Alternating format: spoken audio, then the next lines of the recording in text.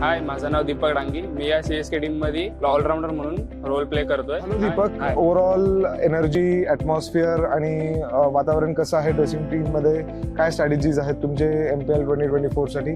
MPL 2024 साठी आमची strategy हेच राहील की आम्ही प्ले ऑफ मध्ये कसं एंटर करू, पहिले लीग मॅचेस कसे जिंकत जाऊ, एक मॅचचा विचार करून जाऊ की एक मॅचचा विचार करू की कसं जिंकायचं, कसं नाही. एक मॅचचा प्लॅन करत जाऊ. तेच प्लॅन. तू पर्सनली यावेळेस काय नवीन टेक्निक्स किंवा स्ट्रॅटेजी इम्प्लिमेंट करत आहेस जेणेकरून ओव्हरऑल टीमला बेनिफिट होईल? मी टीम मध्ये जर विचार करायचं गेलं तर मी ऑलराऊंडर म्हणून खेळतोय.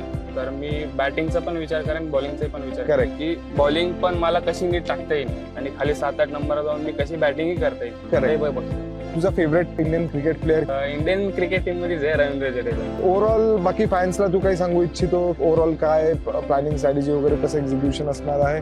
ओव्हरऑल टीमचं स्पिरिट कसं आहे? टीमचं स्पिरिट मला गेलं तर खूप आहे. माहोलही खूप चांगला आहे आणि मॅनेजमेंट आणि कोचेसचा किंवा आपल्या जे स्टाफ आहेत सीएसकेचे त्यांचाही माहोल खूप चांगला आहे की सगळं जे पाहिजे ते प्लेयर्स लोकांना प्रोव्हाइड करतात. आणि फॅन्स सांगायचं गेल्याबद्दल तर MPL 2024 ला खूप सपोर्ट केला पाहिजे. म्हणजे आपले जे महाराष्ट्र प्रीमियर लीग आहे, महाराष्ट्र पोरं खेळतात आहे, तर त्यांच्यासाठी खूप सपोर्ट केला पाहिजे. तेवढंच मला. ऍब्सोल्युटली. Yes. धन्यवाद दीपक.